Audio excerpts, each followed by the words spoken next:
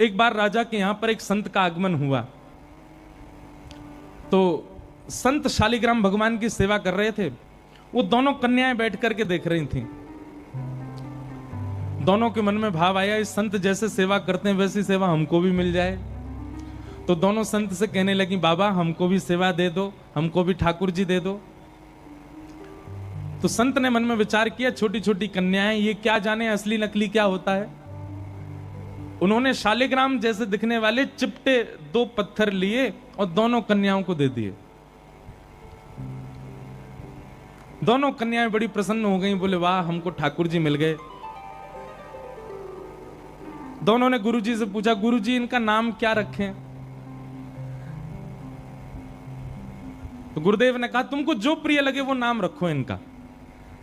तो कन्याएं जो वो बड़े चिकने से पत्थर थे, एक आध बार हाथ से फिसल गए। तो एक कन्या ने कहा, बोले इनका नाम रखते हैं सिलपिल्ले भगवान। कौन से भगवान? और दोनों ने अपने ठाकुर जी का नाम रख दिया सिलपिल्ले। ये कोई ऐसी कथा नहीं, भक्तमाल जी में कथा है ये। तो सिलपिल्ले भगवान, दोनों कन्याओं के सिलपिल्ले भगवान हो गए। अब दोनों कन्याओं के साथ में कैसी घटना घटी? तो जो ब्राह्मण कन्या थी, जो थोड़ी बड़ी हो गई, सिलपिल्ले भगवान की सेवा करती थी, उसके 2 भाई थे। दोनों भाइयों में विवाद हो गया, दोनों भाई अलग अलग रहने लगे। एक दिन विवाद के कारण बड़े भाई ने छोटे भाई के घर में आकर के लूट मार करी, उसको मार पीटा और घर का सारा सामान हड़प के ले गया। उसी सामान में बहन के सिलपिल्ले भगवान भी ले गया। और बहन तो बेचारी रोने लगी, उसके तो ऐसे प्राण हो गए मानो बस अब जीवित ही नहीं रह पाएगी ठाकुर जी के बिना। रोने लगी, भैया से कहने लगी, भैया बोला पूरा घर लुट गया, उसकी तुझको चिंता नहीं, वो तेरे पत्थर के भगवान खो गए उनके लिए रो रही है। बोले वो पत्थर नहीं है, मेरे प्राण है, मेरे जीवन है, वो नहीं मिले तो मैं प्राण निकल जाएंगे मेरे। बोले जा, किसी और ने थोड़ी लूटा, बड़ा भाई है हमारा, जाके मांग ले, दे दे। तो बहन अपने बड़े भाई के घर गई और बड़े भाई से जाके कहा, भैया कुछ मत दो, सब रख लो अपने पास, पर मेरे सिलपिल्ले भगवान। अब सिलपिल्ले नाम सुनते ही सब हंसने लगे वहां पे। और जितने भी उसके भाई के साथ, वो तो गुंडा प्रवृत्ति का था, उसके साथ में जितने भी लोग सब हंसने लगे। अच्छा क्या नाम तुम्हारे ठाकुर जी का? बोले सिलपिल्ले भगवान। और जोर से हंसे। भैया मेरे भगवान दे। बोले अंदर सारा सामान पड़ा है, तू जाके अपने आप ढूंढ ले ठाकुर जी कहां हैं। अंदर जाने लगी तो एक जो उसके भाई का पूरा गैंग था, उसमें से एक बोला, अगर तेरी इतनी भक्ति है कि तू अपने भगवान के बगैर नहीं रह पा रही, तू यहीं खड़ी खड़ी बुला ले, तेरे ठाकुर जी अपने आप ही निकल के आ जाएं। ये बात उसके प्रेम पर मानो प्रश्न चिन्ह लग गया।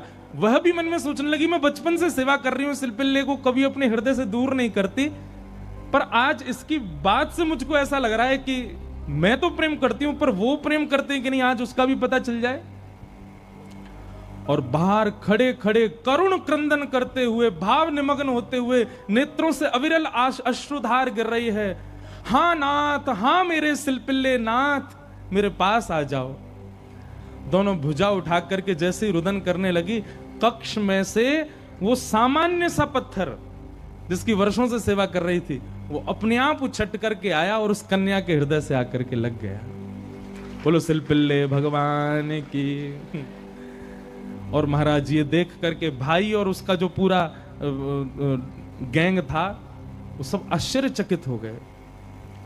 परिणाम ये हुआ कि सब लोगों ने अपनी सब सामग्री जो उसके भाई की लूट ली थी, सब इकट्ठी करके दे आए। बोले भैया हम तो ऐसी समझते थे, पर आज वास्तव में हमने भक्ति का दर्शन किया।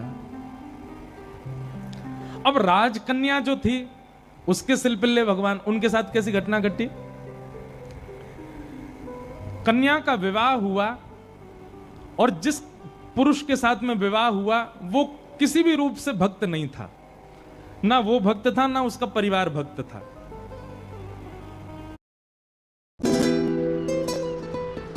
ना वो भक्त था, ना उसका परिवार भक्त था। कन्या ने विवाह के लिए मना तो किया, पर माता पिता नहीं माने, विवाह कर दिया। अब वो तो बस अपने सिलपिल्ले भगवान को हृदय से लगा के रहे। बोले कि मुझे पता है ये मेरा पति और ये परिवार पूरा जो है, ये बिल्कुल भी भक्ति भाव इनके चित्त में नहीं है, पर नाथ बस आप मेरे साथ रहोगे तो मैं पूरा जीवन निकाल लूंगी। अब जिससे उसका ब्याह हुआ था वो तो काम क्रोध लोभ मोह सब था उसके अंदर, वो तो इसी कारण से विवाह कर रहा था, भोग वृत्ति थी उसकी। लेकिन कन्या के चित्त में यह भाव था कि भाई ये वैष्णव नहीं है, इसको तो मैं स्पर्श भी नहीं करने दूं अपना। रात्रि में चर्चा कर रहा था पत्नी से, बातें करने लगा, बातें करते करते और उसने कहा ये क्या है तुम्हारे हाथ में? बोले ये मेरे भगवान है, सिलपिल्ले भगवान। सिलपिल्ले नाम सुनते ही इतना हंसा, हंसते हंसते बिस्तर से गिर गया। बोले कौन है? सिलपिल्ले भगवान। बोले आप हंसिए मत, ये मेरे ठाकुर जी हैं, मैं बचपन से इनकी सेवा करती हूं। अच्छा ठीक है, रखो इनको अपने पास। लेकिन वो उनको दूर करना चाह रहा था, बार बार लेकर के हटाना चाह रहा था। और वो राजकन्या कस के पकड़े, बोले नहीं आप इनको मुझसे दूर मत करो, ये मेरे प्राण है, ये अगर दूर हुए तो मैं प्राण त्याग दूंगी। एक दिन, 2 दिन, 4-5 दिन बीत गए, लेकिन वो ऐसे ही रहे, सिलपिल्ले भगवान को हृदय से लगा के रहे। उसका यही था कि मैं पूरा जीवन इनके साथ नहीं रह सकती, पर आप रहोगे तो मैं रह लूंगी। एक दिन उस राजकुमार को क्रोध आया और उसने जब हट पूर्वक हाथ हटाए और वो सिलपिल्ले भगवान को खींच करके और बाहर एक सरोवर था, सरोवर में फेंक दिया। जैसे ही सरोवर में फेंका, वो राजकन्या वहीं मूर्छित होकर गिर पड़ी। पूरा परिवार इकट्ठा हो गया, सब लोग सोचने लगे, बोले अरे ये क्या हो गया, इसके कहीं प्राण ना निकल जाए, पूरे गांव में हमारी निंदा होगी, इसके पिताजी बहुत बड़े राजा हैं, हमको कारागृह में डाल देंगे। क्या किया तूने? बोले कुछ नहीं, पत्थर लगाए, बैठी रहती थी, मैंने फेंक दिया तो नाटक कर रही है मूर्छा की। खूब प्रयास किया लेकिन होश में नहीं आई।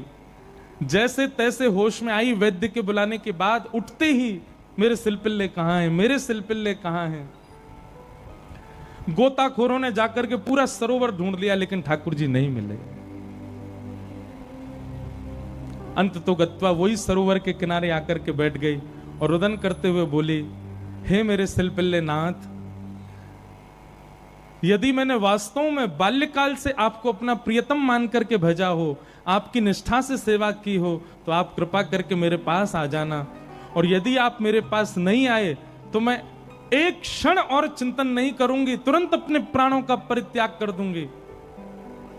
उसका पूरा परिवार खड़े होकर के देख रहा था। जैसे ही उसने कहा कि हे नाथ, यदि आप नहीं आए तो मैं प्राण त्याग दूंगी, ये बात कहते ही हाँ नाथ, हाँ नाथ, हाँ नाथ करुण क्रंदन करने लगी।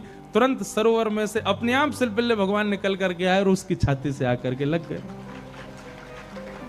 और ये दृश्य देख करके परिवार पूरा जो था वो तो नतमस्तक हो गया और उस कन्या को वापस उसके घर ही छोड़े आए। बोले भैया ये इतनी ऊंची श्रेणी नहीं है हमारी कि हम इसके साथ रहें, हमसे अपराध बनेगा यदि हम इनको अपने पास रखेंगे। तो ये तो हमारी कोई गुरु स्वरूप है। प्रीति, अरे सामान्य से पत्थर को उन्होंने भगवान मान लिया और ठाकुर जी उसमें भाव। जरूरी नहीं है कि धातु प्रधान होता है, जरूरी नहीं है कि कोई वस्तु विशेष।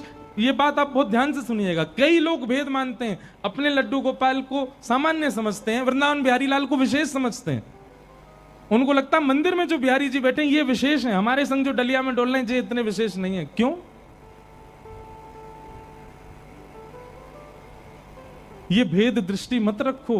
वो बिहारी जी जितने श्रेष्ठ हैं उतने ही श्रेष्ठ आपके ठाकुर जी हैं। ये विश्वास प्रगाढ़ रखो अपने ठाकुर जी के प्रति, ये भाव प्रगाढ़ रखो।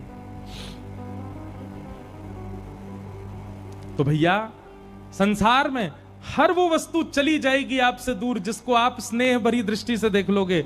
इसलिए स्नेह भरी दृष्टि से देखना है तो केवल ठाकुर जी को, उनकी लीला को, उनके धाम को, उनके प्रसाद को और उनके जनों को ही देखो।